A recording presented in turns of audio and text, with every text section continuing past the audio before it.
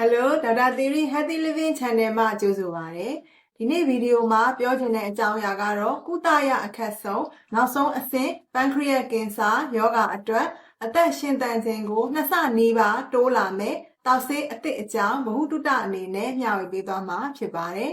။ Pancreas ကင်ဆာဟာရောဂါလက္ခဏာစောစီးစွာမပြတတ်သောကြောင့်နောက်ဆုံးအဆင့်မှသာသိရလေရှိတယ်။အဲဒါကြောင့်ကုသဖို့အလွန်ခက်ခဲပြီးခန္ဓာကိုယ်ရဲ့အခြားအစိတ်ပိုင်းများကိုအလွယ်တကူပြန့်နှံ့နိုင်တဲ့အတွက်အသက်ရှင်နှုန်းအရန်နည်းပါးတဲ့ကင်ဆာအမျိုးအစားတစ်ခုဖြစ်တယ်။နောက်ဆုံးအဆင့် Pancreas ကင်ဆာရောဂါရှင်များရဲ့9နှစ်အသက်ရှင်နိုင်ခြေဟာ3%ပဲရှိတယ်။ဒီစမ်းသပ်ဆဲတောက်ဆေးသစ်ဟာ G12, G13 နဲ့ Q61 အပါအဝင်မျိုးရိုးဗီဇပြောင်းလဲမှုများရှိသော RAS ပရိုတင်းကိုဓာတ်ရိုက်ပိတ်ဆို့ပြီးကင်ဆာကြီးထွားမှုကိုရပ်တန့်စေတယ်။ကင်ဆာအကျိတ်ကိုကျုံစေပြီးရောဂါကိုထိန်းထားပေးနိုင်တယ်။2026ခုနှစ်ချီကာဂိုမြို့တွင်ပြုလုပ်တဲ့ American Society of Clinical Oncology American ကင်ဆာဆေးပညာအသင်းနှစ်ပတ်လည်အစည်းအဝေးတွင်သူသေသည်များသည်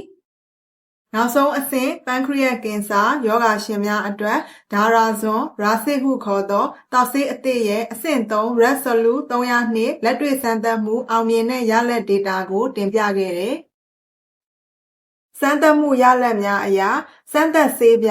ဒါရာဇွန်ရာစစ်တစ်နေ့တစ်ကြိမ်တောက်သူများသည်ပုံမှန်ခီမိုဆေးသွင်းကုသမှုခံယူသူများနှင့်နှိုင်းယှဉ်ရင်အသက်ရှင်ချိန်6.8 လကနေ 13.2 လအထိ2ဆနီးပါးတိုးလာတာကိုတွေ့ရတယ်။ဒါရာဇွန်ရာစစ်ဆေးတောက်သောလူနာ 31.6% သည်အကျိတ်များတိတိတတ်တာကျုံသွားတာတွေ့ရတယ်။ပုံမှန်ခီမိုဆေးသွင်းကုသမှုခံယူသောလူနာများသည် 17.2% အကျိတ်ကျုံသွားတာတွေ့ရတယ်။ပုံမှန်ခီမိုဆေးသွင်းတာနဲ့ရှင်ရင်ဒါရာဇွန်ရာစစ်တောက်တဲ့လူနာများဟာပြင်းထန်တဲ့ဘေးထွက်ဆိုးကျိုးအရန်နည်းပါတယ်။ဖြစ်တတ်တဲ့ဘေးထွက်ဆိုးကျိုးတွေကတော့အရေပြားရမယ်၊ပါးစပ်အနာဖြစ်မယ်၊ပြုတ်အပ်မယ်၊ဝမ်းလျှောမယ်စတာတွေဖြစ်နိုင်ပါတယ်။ဆေးတံမခံနိုင်လို့ကုသမှုရပ်လိုက်ရတဲ့လူနာရာခိုင်နှုန်းဟာဒါရာဇွန်ရာစစ်တောက်ဆေးအသစ်မှာ1.2% ပဲရှိတယ်။ပုံမှန်ခီမိုသွင်းဆေးမှာ17.2% အထိရှိပါတယ်။ဒါရာဇွန်ရာစစ်တောက်ဆေးသစ်ဟာ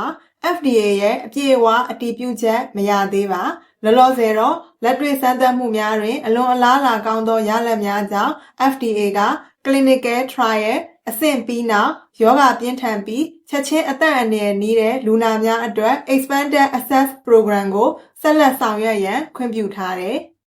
နောက်ဆုံးအနေနဲ့ပြောရရင်ဒီစမ်းသပ်ဆဲတောက်ဆေးသစ်ဟာရာစုနှစ်ပေါင်းများစွာကုသရခက်ခဲတဲ့ Pancreas ကင်ဆာအတွက်ဆေးပညာလောကမှာခြေလှမ်းသစ်တစ်ခုပါပဲ။နောက်ဆုံးအဆင့် Pancreas ကင်ဆာယောဂရှင်များအတွက်လည်းမျှော်လင့်ချက်သစ်တစ်ခုဖြစ်လို့မျှဝေပေးခြင်းဖြစ်ပါတယ်။ဒီနေ့ဗီဒီယိုလေးကတော့ဒီလောက်ပါပဲ။ကျန်းမာရေးဗဟုသုတနဲ့ပတ်သက်တဲ့ update အချက်အလက်များကိုဆက်လက်မျှဝေပေးသွားမှာဖြစ်လို့ဒေါက်တာသီရိ Healthy Living Channel ကို subscribe လုပ်ပြီးကြည့်ရှုနိုင်ပါတယ်ရှင်။ဗီဒီယိုကိုအဆုံးထိကြည့်ပေးတဲ့အတွက်ကျေးဇူးတင်ပါတယ်ရှင်။နောက်ဗီဒီယိုတွေမှာပြန်ဆုံတွေ့ကြရအောင်။